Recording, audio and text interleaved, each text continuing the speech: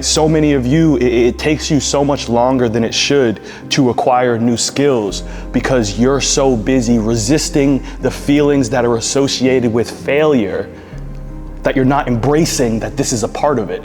And because you're resisting this failure, you're getting so frustrated, and that frustration is serving as a distraction from the details.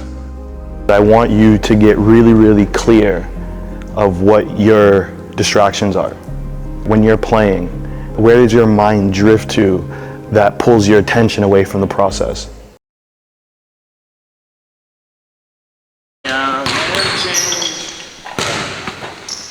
You all had homework to do last night, which was to identify your top 3 distractions. So I want you guys to pull out your phones and we're gonna just kind of talk through these a little bit. And then today, I just want to be a little bit more intentional about how we manage our distractions in real time, okay? I want you to read it out. My first one is parents during the games. It's usually to distract me because sometimes during games, if I mess up or make a bad play, I would like look at my dad to try to see what he's doing, how is he reacting, and to like the way I'm playing. Did anybody relate to anything that you just said? I'd be worrying about like what my parents are feeling and like what they're gonna say after the game. What about you, Brady? Same thing, I said the exact same thing. Okay. Same thing with the parents, like looking over at them and then watching their reaction, then you're like, oh shit, they're like pissed or something. And you're just like, Either like if I make a bad play or throw a turnover, and when I get took out the game after a turnover, I get even more in my head, and I look at my dad more during the game. Like the biggest distraction that I have a problem with, I said it to you a million times, like the head, getting in my head part. I just like, that happens every time I do like a little drill. It just shuts me down.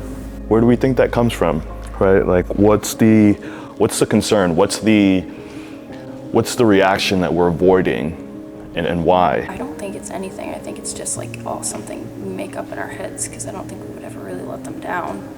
Just from like playing bad in one game. I don't know. I just think it's something I make up in my head. But I always say if you don't know how your brain's programmed to work, it's going to work against you. And all of the things that we're describing, it's evidence of our brain working against us because we're constantly trying to resist these experiences that you all describe as distractions. Our brains are programmed to do 2 things and 2 things only: to avoid suffering and discomfort at all cost. I want you to think of your brain as like a bodyguard to your emotional being. And if your brain is going to be an effective bodyguard, it has to actively get ahead of what's safe and what's not. Every room you go into, since you've been this big, your brain is constantly scanning. The problem is when you're young, like you have no sense of real perspective on reality. You know, everything that you feel feels so big, right? And because these big feelings comes, your brain naturally takes these experiences and puts them in the box of not safe, right? All of the things that you guys have described, at some point you got in the car after a bad game and you had a conversation with your dad, you had a conversation with your mom, and something about that interaction led you to feel like you disappointed them. What do? We fucking sit in it, we think on it, we dwell on it, we replay it over and over in our head. And every time we do that, we don't realize that that's our brain analyzing that experience to collect evidence of what led to that moment and how do I make sure that I would never have to deal with it again.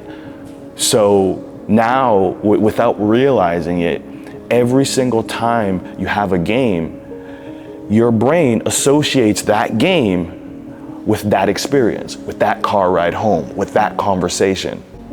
So before the game even starts, you're predicting how this could go wrong so you can get ahead and avoid it. My question to you is, how would you handle these distractions if you were focusing on being brave in those moments rather than avoiding them? Let's go! Stop! Go fucking buy them! Why are you guys doing this? Go buy them! Go! Brady, play defense! Play defense!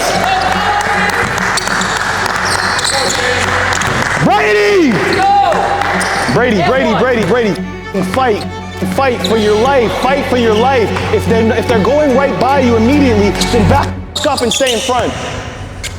Stay in front, Brady. Fight. Let's go, Brady. Come on, Brady.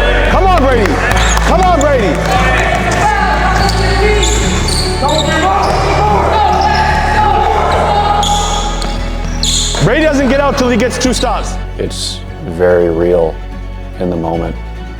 You know, Kaleb does a really good job simulating what it's going to feel like, you know, when you hit that wall in a workout or when you deal with adversity with a coach or a teammate. And rarely in that real moment do you have a chance in the middle of a game to detach and step away and reflect on it and work on it. And that's why it's so powerful. Look at me. It's okay. Look at me. Fight. All I want to see is your effort. That's it. All I care about is your effort right now. That's it. That's all I care about. Right now, your effort's not where it needs to be. You're tired. People are watching. The only thing that matters is if you give your best effort. Do you understand me? That's the only thing I'm judging you for right now. Can you give me more? Look at me. Can you give me more? Come on, let's go. Let's go, Brady. Good job. I don't give a f. Let's go. Back up there. Come on, Brady. Come on. Give him some space. Good. That's all I want, Brady. Get out. That's all I want.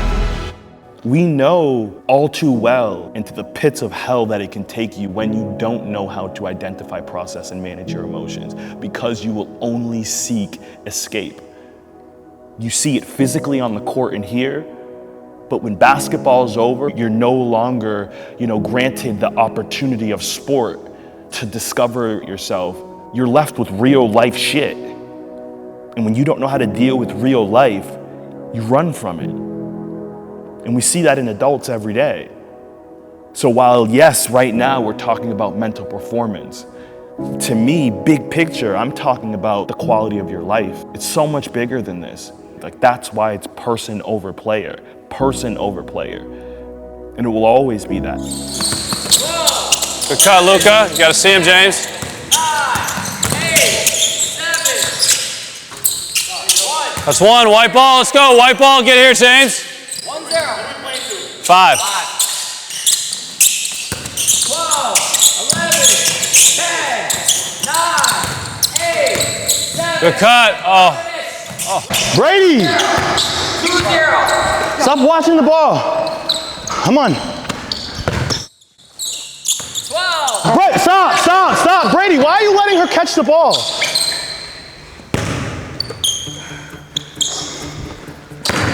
If it goes there, it comes down quickly. Watch this motherfucker. Happy to. Let's go, Brady. Get him out of here, White. Stop. What the fuck, Brady? Stop. Brady, listen to what he's saying, and then follow the instruction. That's the only job right now. Just listen to what he's saying, and then follow his instruction. Somebody walking him into the gym at the wrong time might feel some type of way about who he is, but I get the privilege of not only working the camp with him, but I then go spend the rest of the day with Kaleb, and it's just as intentional as the Kaleb that comes in here, and talks to him about how they're feeling. Wet up top.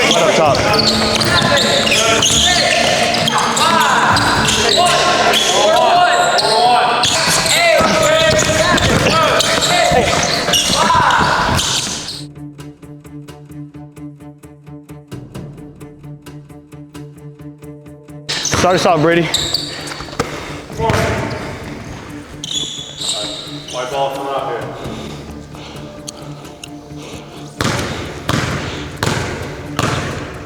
White ball. Back to 4. Brady, hey, I'm open. 12.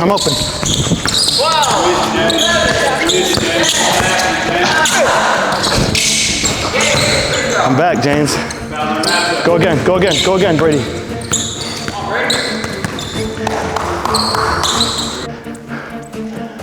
Again. Brady, back to 12. 11. Boom! Game.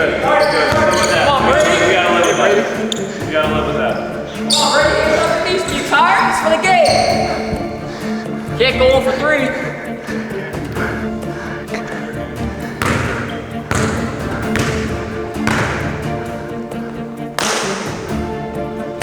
Yeah, 0 for 3. Out of the way. Whoa! Shift your attention. Here we go. Hey!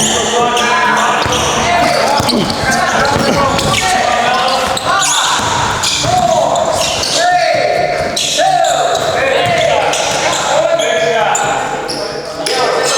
You're tough. Yeah, it is bad. Here we go. No, he's got to make it. Okay. Should I give it back to Brady? I'm not sure. No, I say you miss it. You go ahead and miss it. Here we go.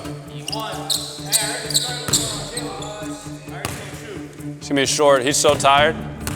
All those head fakes and hezzies. He's exhausted. Listen to me. I don't care how the first half of this has went for you. Okay? If it's not going in your favor, take a break, reset yourself. Effort and attention. Effort and attention. Pull yourself back in, and when you get back out there, it's a second half. Okay? Nothing that just went wrong matters. Don't carry it over. Let it go. It's ready to compete. Go. You got your time. Go. Go. You can't leave the gym until you finish it. Go. 1, 2, 3. Make him start again. He wasn't a half. You want to? Call it. You won't. Good. Stop. It's a good start. Okay, you lost. Start at half court. Reset. Reset. Sorry, just do it again. It's a damn shame.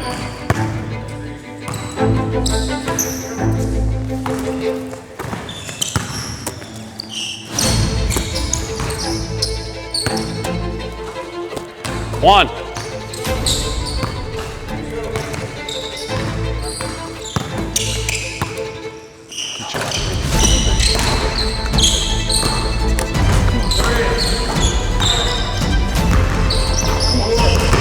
Fucking proud.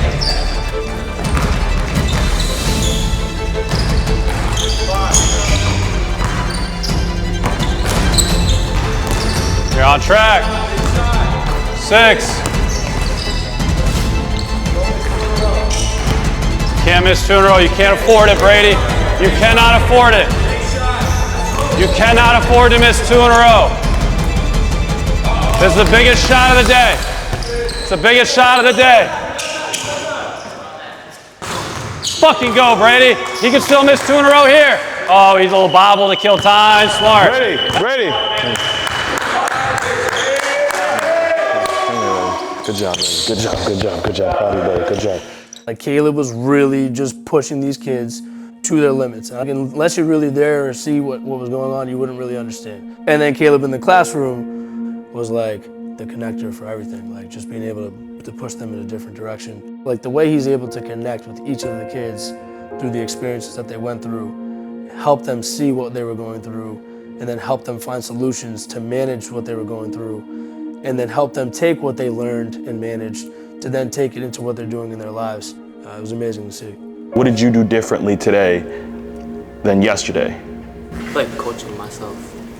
Tell me about that. Like if I not getting low on defense or just giving up on the plays. After my turn is over and I'm off, waiting for my turn, I coach myself in my head saying like, gotta get low, can't let them go by me, or like be stronger and just move on from the next play, next possession.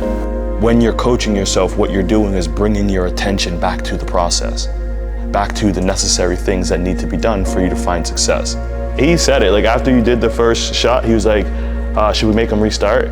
We let you shoot the next 3 or 4, you made them, fuck it, make them start over, just to see how you're gonna respond. Just to see if you're going to allow the emotions in that moment to pull your attention away from what is required from you next. And you handled it perfectly. So really good job, really good job, really good job. Really good job. I'm proud of you, brother. What do you think, Kai? The week got harder. I think think it's important for you guys to be aware of that.